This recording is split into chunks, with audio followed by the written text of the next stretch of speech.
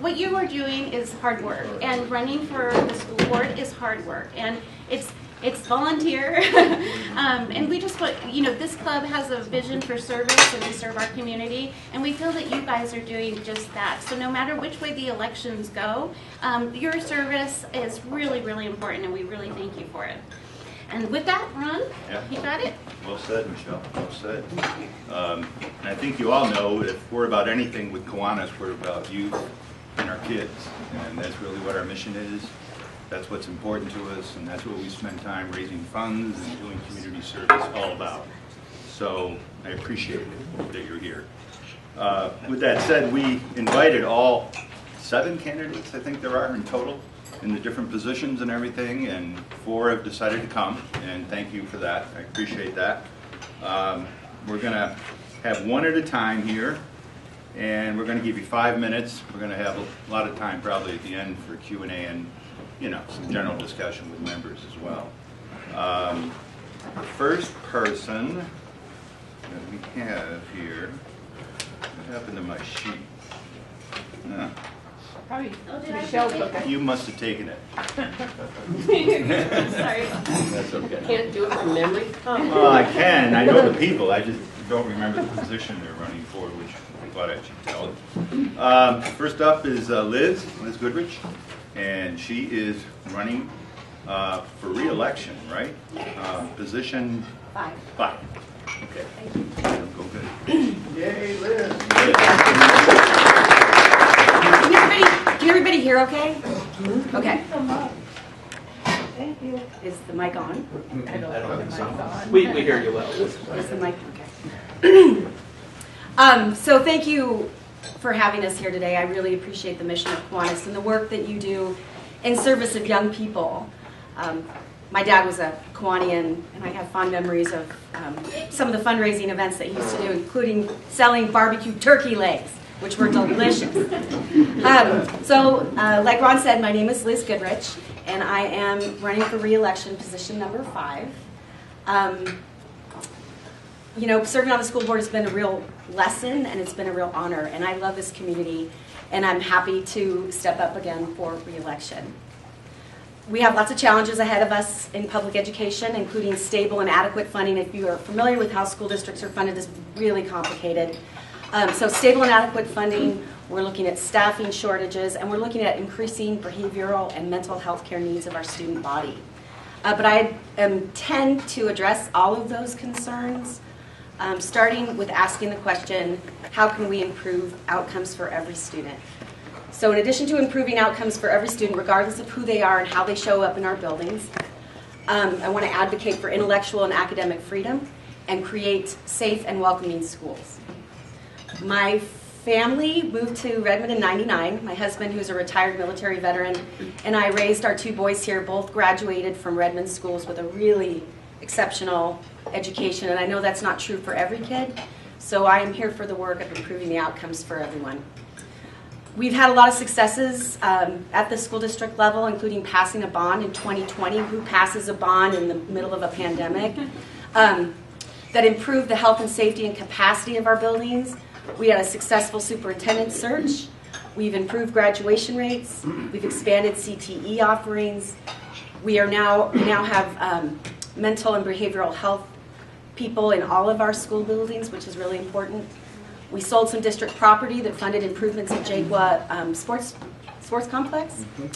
And we increased transparency at the school district, which is important. We should all care about what's happening in our schools. So thank you for considering me, position number 5, and it would be an honor to serve again for a second term. Thank you.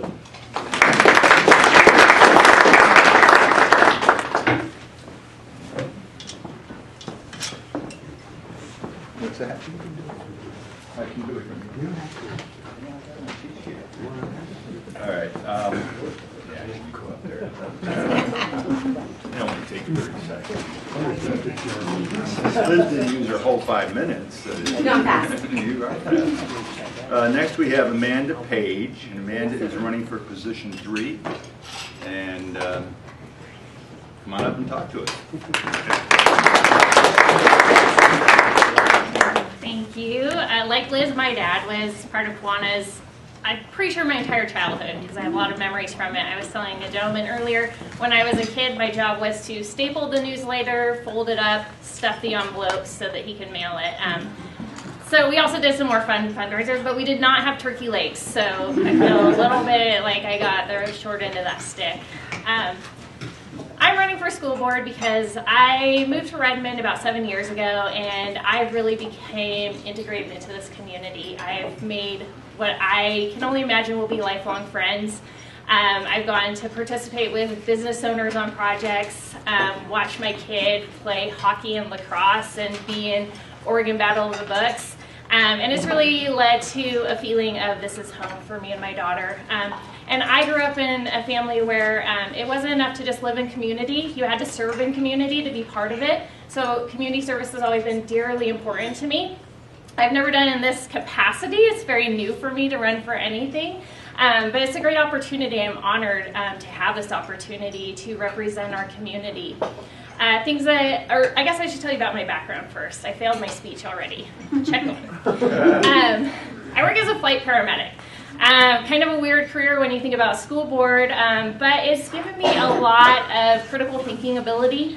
It's taught me how to collaborate with other people, how to work with people from all range of walks on the earth. And it's been a fantastic career, and it's led me to experiences I wouldn't have otherwise had. I've been a critical care educator. I've written curriculum. I currently work as a diversity, equity, inclusion officer for my company. We're developing the program from scratch. So that's been my career, but I do feel like it gives me a unique perspective to the school board. I think I can offer a different view on things, and I think that the more views that we have, actually I know that the more views that we have and perspectives we have, the better we are at solving problems, the more agile we are when things like COVID come up. So I'm really excited to run for school board. Things that are important to me are kind of like Liz, making sure that every teacher and student has exactly what they need to be successful. Our students can't be successful without our teachers being resourced, and our students can't be successful if they don't have the exact resources they need. So I'm really passionate about that. I also believe in physical safety of schools. Obviously, as a paramedic, I think about school shootings. I think about the possibility of having to respond to one of those. It's really scary for me. So I definitely believe in physical safety of our kids, but we also have to address the mental and emotional safety of our kids. Our schools need to be a safe place for students to learn and teachers to teach. And then finally, I want to talk about CTE because it's really like near and dear to my heart. People think about CTE and they think, oh, like auto mechanics or whatever, but I visited both of the high schools and our CTE programs are phenomenal. They have culinary arts classes, they have graphic design, robotics, computer aided design, fantastic programs. And not only is it super fun to do for the kids, but they really get kids engaged. And when kids are engaged, they're more likely to graduate high school. In fact, kids who take at least 2 classes of CTE in the same track are far more likely to graduate and have prepared a college or finished their college prep classes, so they're ready to go to college as well. So CTE is not just about vocational education, it's also preparing our kids for college, to be successful for college and to have a view of like what happens after high school. And for some kids, that's going to be coming out of a CAD program with certificates that makes them employable the day they graduate. Some kids, it'll be a pathway to community college or vocational school, and some kids will go on to higher education. And all of these things are really important. None of them have a better hierarchy than the other. Every kid's goal is valid. And we just, like Liz always says, we want kids to graduate with a purpose and a passion, and I think CTE does that for our kids.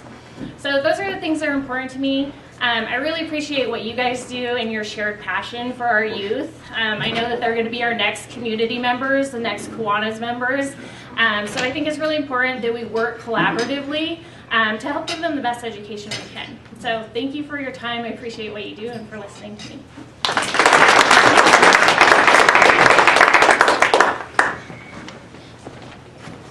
Amanda, appreciate that. Our third presenter and candidate is Brad Porterfield, and Brad is running for position 4. Right, Brad? Where are you, Brad? Oh, there you are. and we're going to hear from them. Hello, everybody. Brad Porterfield. I don't think I'm a current Kiwanis member, but I was a Kiwanis member here in Redmond. What's that? We can fix that. I kind of had to step away because I take any service that I jump into pretty seriously, and I kind of took it a different direction for a few years. So I may be back, especially for Key Club. Really interesting to hear that you both had parents in Kiwanis. My dad was also really involved in Kiwanis down in Riverside, California. He was the Key Club liaison, so I remember going to the high school with him a couple times. I remember doing March of Dimes and Hands Across America events that they were coordinating. So good stuff. So thank you for everything you do for the community and for having us here today. So I am a single father of an 18-year-old son. He'll graduate from Ridgeview if all goes well in a couple, about 35 days, I think it is. So looking forward to that. My background that makes me a good candidate for the school board is my education is in natural resource planning, and I have a master's in community regional planning from University of Oregon. And I took that kind of a social planning route to work with people. I realized the earth is going to take care of itself as long as we can manage ourselves. So I'm very interested in managing people and people dynamics. I currently serve on the board of I'm the chair of the Community Advisory Council, which represents our Medicaid folks, Oregon Health Plan, OHP, so low-income families. And I'm also sit on the board of the Central Oregon Health Council, so I'm advisory chair and sit on the board. I'm a member of the Redmond Parks Committee, and is there anything else? Probably. My day job, I'm the executive director of the Latino Community Association. So I've been the director at the Latino Community Association since 2006. And that gives me the honor and privilege of working with our Latino families, our immigrant families. And so I really believe that's a unique ability that I have, or skill set that I have, and relationships that I have to serve on the school board and really engage our Latino families. In order to achieve Redmond's vision, which is thriving students, engaged community, and ready graduates, I think it's really important to approach leadership on the school board in a nonpartisan, apolitical way. I think partisanship gets in the way more than it does any good. So that's important to me. Public participation and engagement is really important to me. A lot of the skills that I developed in both my graduate program and in my work experience in life is facilitating groups of people and having constructive conversations to achieve some end. So I really enjoy that, and I believe in the public process in terms of our cities and our school boards and so forth, that public engagement is really important, and we don't do a real good job of it. I think we do a better job of it. And on the school board, I envision that being less, engaging people in our actual school board meetings, but doing work outside of those meetings to give people space to talk about the issues that matter to them around the schools. Emotional health has been mentioned of our students and our teachers. Really important, especially coming out of COVID. It took a hit on a lot of kids, including my son. My son, I told you, he's 18. He, by the way, started in the Redmond schools in kindergarten at Lynch Elementary. Had the amazing benefit of taking advantage of after-school enrichment programs that were happening at that time. It was called community schools. That funding went away. We need to get that funding back because it made a difference in a lot of kids' lives. He was engaged in, he learned chess from a volunteer chess instructor. He took Taekwondo from one of the local businesses that teaches Taekwondo that came into the schools. So a lot of enrichment activities after classes that really helped him quite a bit and a lot of kids. So that's a funding issue. There currently isn't funding for that as far as I can tell. I'd like to get that back. The other thing about emotional wellness of kids and teachers is I don't know the culture of every school in our system. I'm going to learn that as I go along. But I would love to see the culture in every school in our system engaging with our kids every single day, welcoming every kid to class as they walk in the room. And I don't think that's really the culture of our schools. It tends to be in elementary, and then it kind of goes away in middle school and high school. You guys can let me know what you think afterwards or during Q&A. Because I think that's really important, just to connect and let kids know that the teacher and the administration, that they see them and that they're checking in to see how they're doing.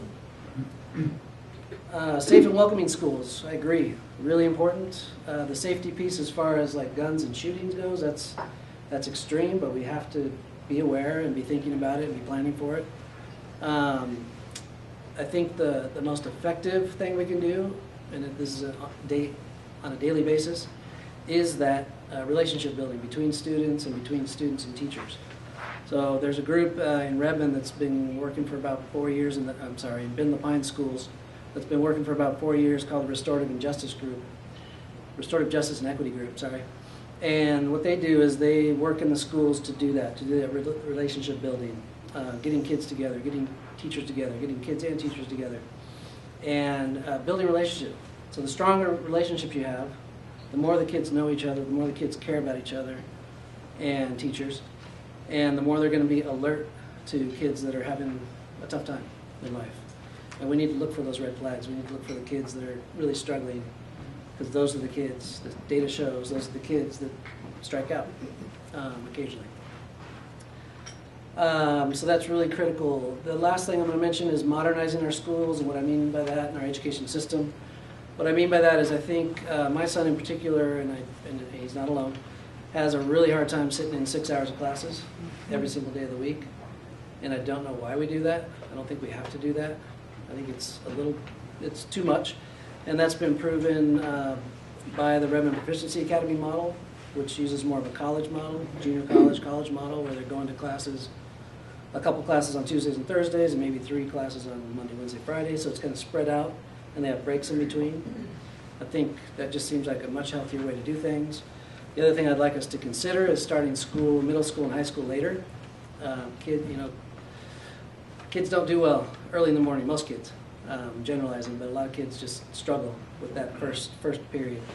I think if we just kick it up an hour later, they'll do better. And Ben Lapine has tried that, and as near as I can tell, it's a success. But we can check with them to get better data. The other thing is more balance between academics and kind of social, emotional, personal development, I want to call it. It's really what it is, personal development. So spending time with kids, giving them the space in the school day and the school year to just talk about the things that they're struggling with in life. Also their hopes and aspirations. I think kids really need that space. And we have some counselors, we have some supports in our schools, but not enough. And it tends to be only responsive when there's a problem or somebody's really hurting. We need to be more proactive. I think that would do a lot of good. And then things like conflict resolution, leadership for all kids, not just the kids in advanced placement classes and leadership classes. We need to be talking to all kids about leadership, what it takes to be a strong, good leader, all the different kinds of leaders. Conflict resolution, huge skill. You can use it anywhere you go for your entire life. So I'll stop there and let Eric speak. Thank you for your time. I hope you'll vote for me, and I look forward to the question and answer.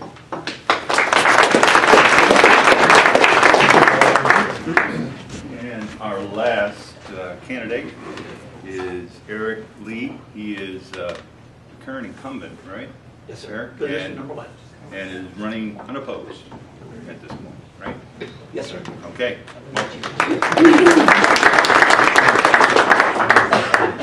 Hi, good afternoon, everybody. First, I really want to thank you. It's a blessing and an honor to be here. I was really honored when Ron reached out and invited me to participate. This is a distinct group, something that is a real privilege. I don't have a father that was a Kiwanis, but I was the recipient of a Kiwanis scholarship in high school and have very fond memories of that. So I love a speaker's podium. It's a firm foundation. It's what we need to give our kids. We really need to be there for them. There's so much to be done. Things have changed. It doesn't mean that it's bad. It doesn't mean that it's good, but they've changed, and we need to respond to those. We need to react to them. I really have 4 pillars for my candidacy. The first one is transparency. I'm a big believer in parents' rights, but what that means to different individuals is a different thing. Some parents think they should get to march in and decide how things should be done, change the curriculum, change the class time, change this. Maybe they're right, but maybe they're not. But we have to consider them. We have to be transparent. That means being open, honest, doing everything that we do with integrity. We need your participation. We need to engage the community. I'm looking at you. We need to engage the community. We need those people like Kiwanis that are leaders, that want to be volunteers, that want to lead things in the community, to be involved and be engaged in that capacity. And if we're not transparent as a school board, you can't be active participants. The second one is focus. Much has been said, and I don't disagree with it, that our public school system is suffering. I am a product of rural Oregon public schools. I think I had a pretty good education and I did pretty well. I missed a few things. It could have been better, but it was pretty good. My children are adults. I don't have children in the school district right now, but they too went to public school and they did very well. My daughter is actually just graduated from Central Oregon Community College and is going to the University of Oregon next fall. They've done pretty well. But there are challenges, and I think the primary challenge is around focus. We've lost focus on what's important, the foundations of education. We're not giving them everything they need for their lives. We're giving them what they need to be prepared for the next steps.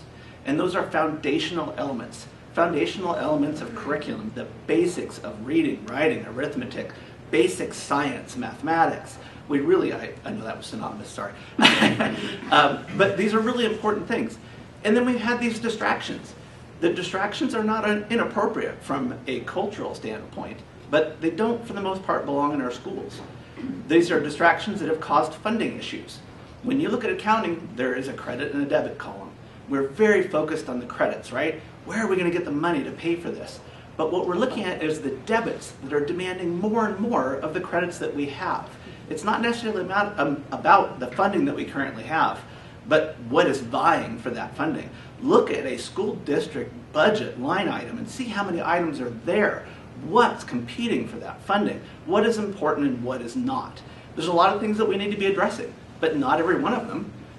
I think that we do need to have fair funding, and if we exhibit that transparency and we allow you to participate and you have faith in what we're doing, you're likely to fund us adequately. Critical thinking. Critical thinking is the foundation of education, right? All those things that I described to you about the basics of academics are all about learning critical thinking.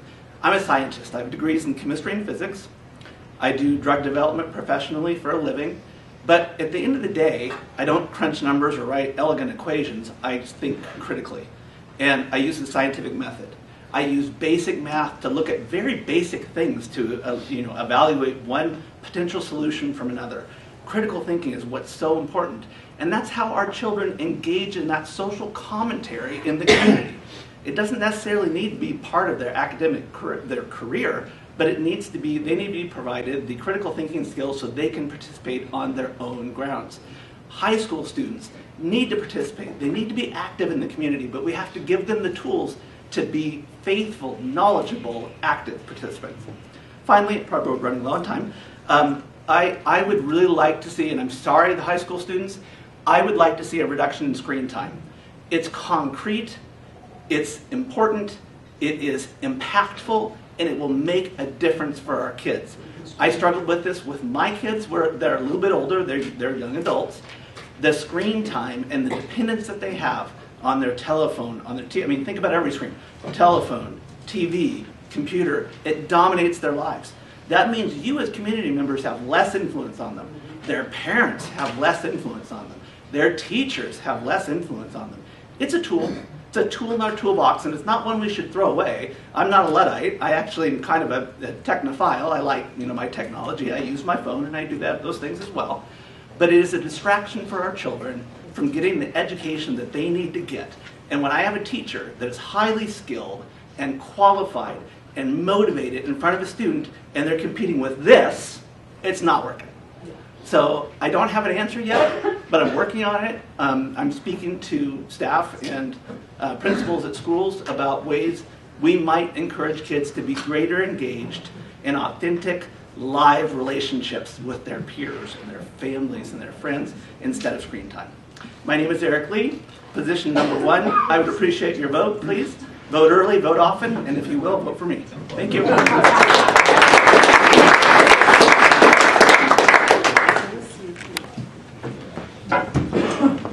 Okay, you want to? I can stick around for a few. Thanks. Well, let's have some Q&A. Anybody got questions for any of the candidates? Yeah. So I've got just a real quick rundown of who's running for which position. And are you opposing each other? No. We represent all 4 positions. All 4 positions. I'm position The 5. strangest thing is, the 3 people that aren't here are running against one of these guys here, so nobody that's here is running against somebody else that's here. Okay, so 5, 3. 3, 1, 4. 4. Through the order. Placeholder for 2 line. Being out of order. And Eric is the only one running unopposed. He doesn't have any opposition. I was just trying to put numbers to Okay. Ian? So I have a question. Eric, you're confident Yes, about ma'am. teaching critical thinking. Sounds great. I wonder if there are specific classes that teach that. Do you teach logic? Is there speech and debate or any kind of actual coursework that teaches it? That is a really terrific question, and I don't have a specific answer. I think there your, isn't. Your answer is a very good one. But honestly, I think that it can be intertwined into virtually any subject. But you named some really good things. I mean, psychology would be a really good one to put it in. How about leadership? We need to teach that. So Key Club, great place. I know that that's not necessarily an academic class, but a great place for them to learn critical thinking skills. Yes, ma'am. At Ritchie, we don't have a specific critical thinking class, but we do have speech and debate, and we also have a psychology class Oh, great. and a leadership class that students can all take, which kind of coincide with that. So. Great. Thank you. Thank you for that. Yeah, thank you for that challenge. I will research a little bit and have a better answer next time. Okay. Art? Okay, I know Liz is wanting to leave a little early, and I thought maybe just a minute from each person on their commentary on, I don't know, how much influence and impact parents have on curriculum, and part of that is your opinion on critical race theory as part of curriculum in the classroom. I'll start. So critical race theory is not taught in our schools. Accurate and truthful history should be taught in our schools. When we adopt curriculum, there's always a chance for the public, not just parents, but the public to come in and review curriculum and give feedback about it before it's brought before the board to approve or not. Hold it, what else did you ask? There was something else in there. Thank you. And parents have an extraordinary amount of rights over their children's education. They can opt out of certain lessons if they don't want their child to participate in parts of the curriculum. And I support parents' rights, but what I don't support are parents' rights impacting the rights of other parents. What one parent doesn't want their child exposed to or learning about from experts in our classrooms is something another parent does want their child to learn and understand. So I'm all about parents' rights as long as they don't impact other parents' rights. And I think that, that answer. So to Liz's point, you can get this, school syllabus are available to every parent. You have access to your child's curricula. You just have to ask for it. Can't be published online because there's copyrights and things that keep that from happening. But parents have access to what's being taught in classrooms. Parents have the right to opt out of individual lessons that they don't feel their child is appropriate for their child or their situation. And I support that. I'm a parent, and I'm interested in what my daughter's learning. When she was at Tom McCall, I specifically asked for a curriculum because we came from a Montessori school, and I wanted to make sure it aligned with what she knew. And the school was more than happy to share with me what she was learning. It was great. When it comes to parents' rights, I am firmly on the same side as Liz, where, yes, parents have rights, but they cannot supersede the rights of other parents. There is a right to opt out, but you can't opt out for my kid or someone else's kid. You can opt out for your own kid. That's how I feel. Okay. So I have to largely defer to Liz. She gave a terrific response. It's about being participatory. And right now we're in the process of adopting some new curriculum. And there is a process for disseminating the ability to review that curriculum and provide community input.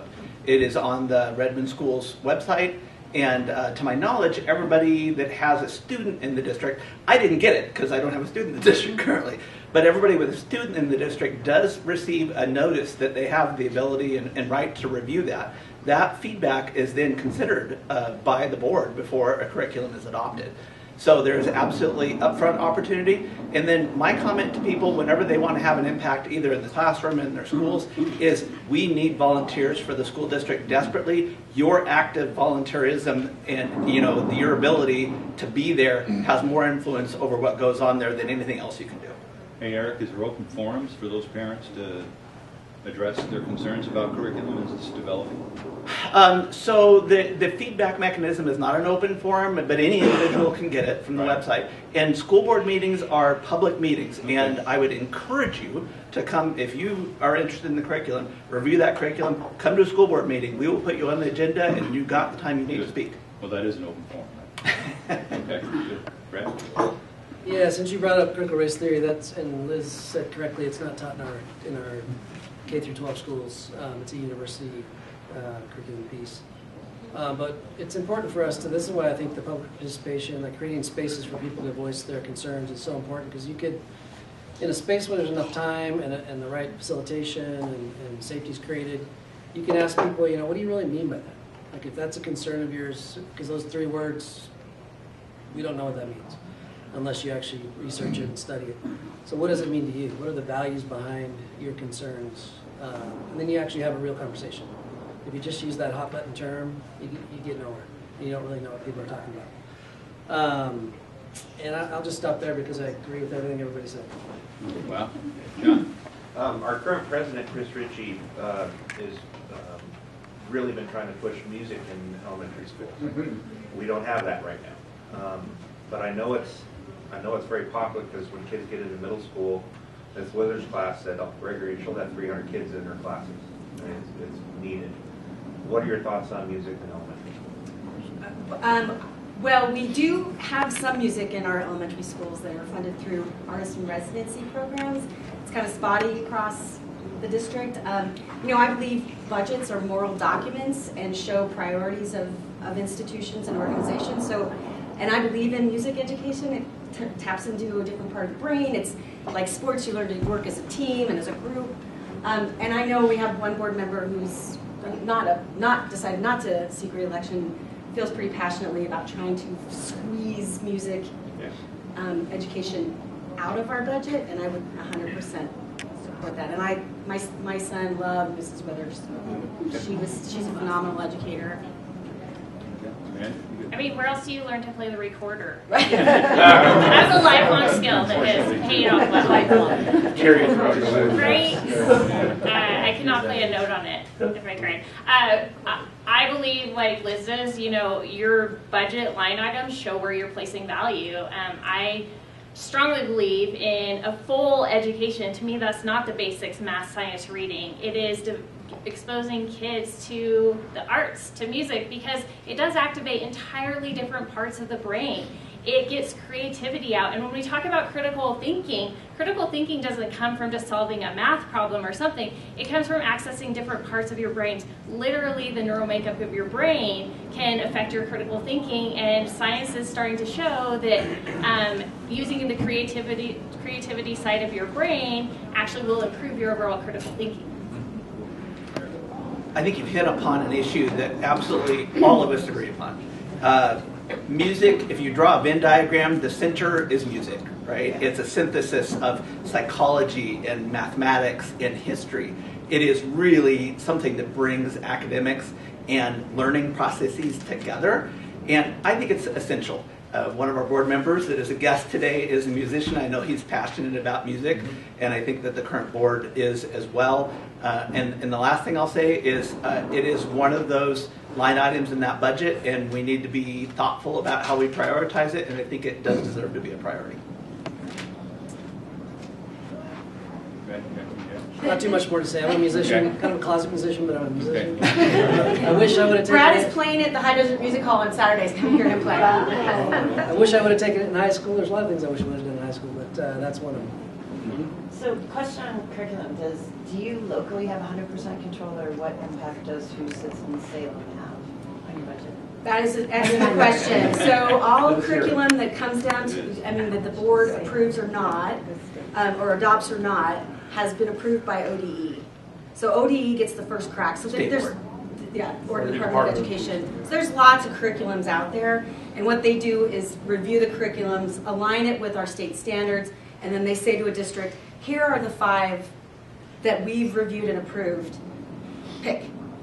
Districts can go off script and pick their own, but it is a huge lift because then we do that as an individual district, go through a whole curriculum and go through the state standards. And if you have ever taken a look at the state standards, they're a lot.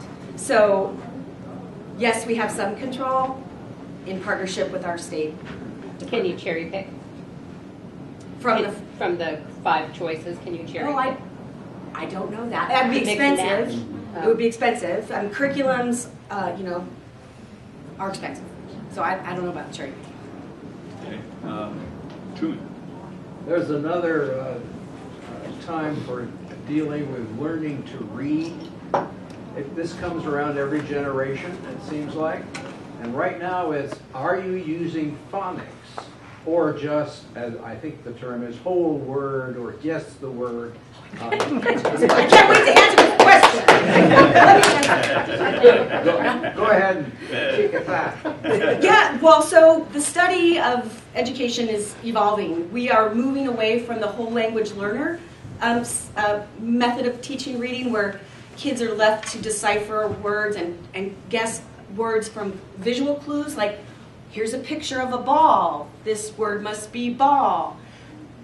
It is shifting to this thing called the science of reading, which is grounded in phonics,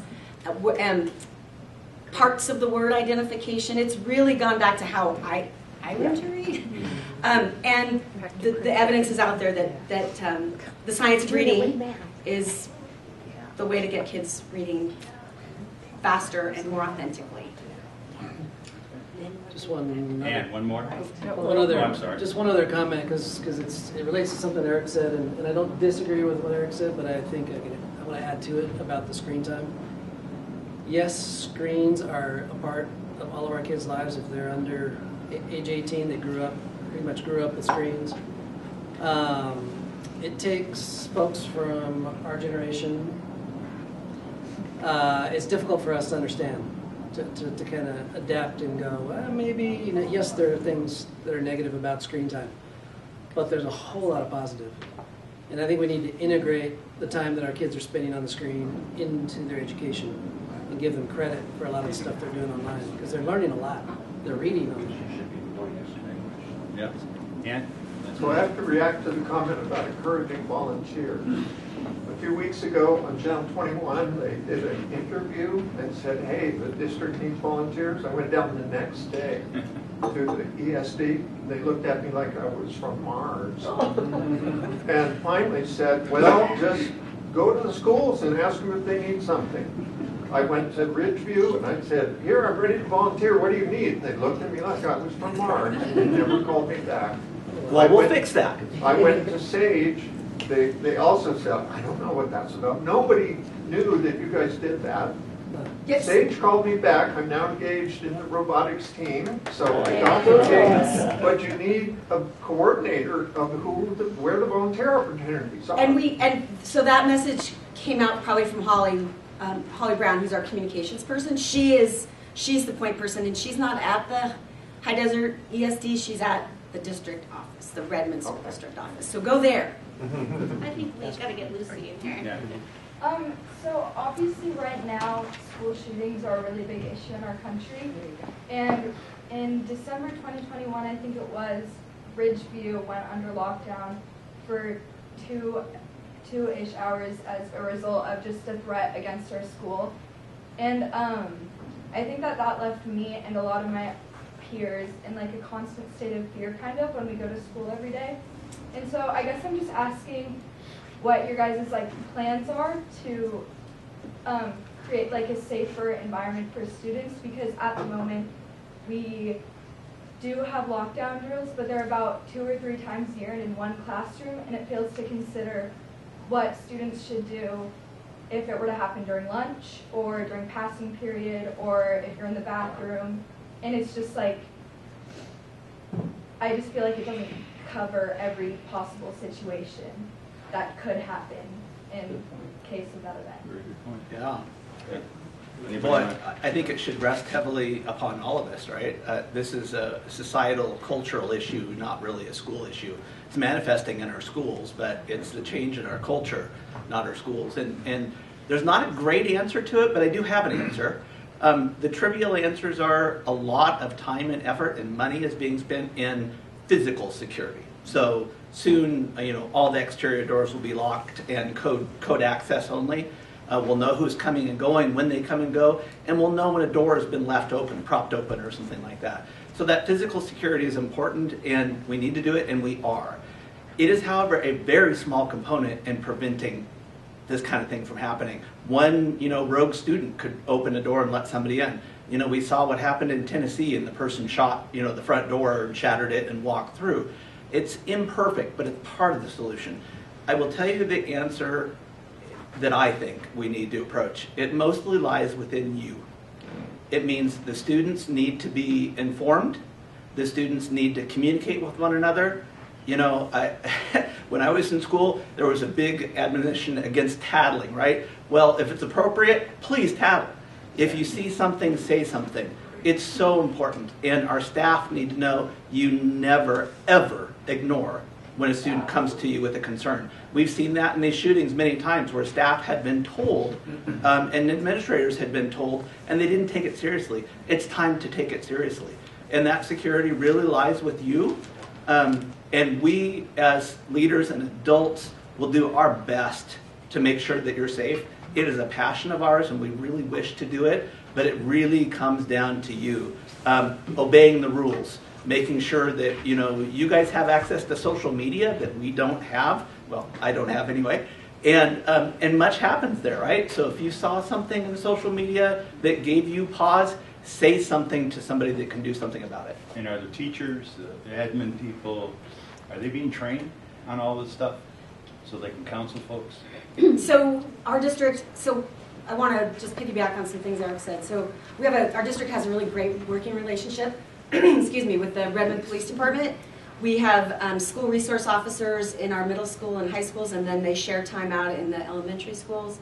The bond funded secure vestibules in all of our buildings. They'll all be online in the fall. We have upgraded our communication systems with the police department, and we also do the school district and the police department do training together. We also do these things called extreme risk assessments with students who are potentially at risk for doing something horrific. But yeah, people should know in our community that the district is doing everything that we can.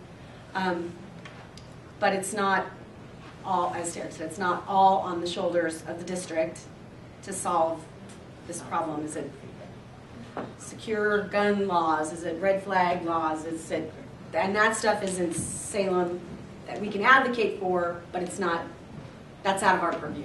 Brad, you got something to add? Just one more quick comment. For your mental health, for your sense of calm, I think it'd be really important and useful if your teachers, either in math or science or whoever, could integrate in, how do you calculate risk and probability related to a shooting like this? Because the probability is very low, the risk is very low. We have to take it seriously, but it's very low. That's like I tell my son every day.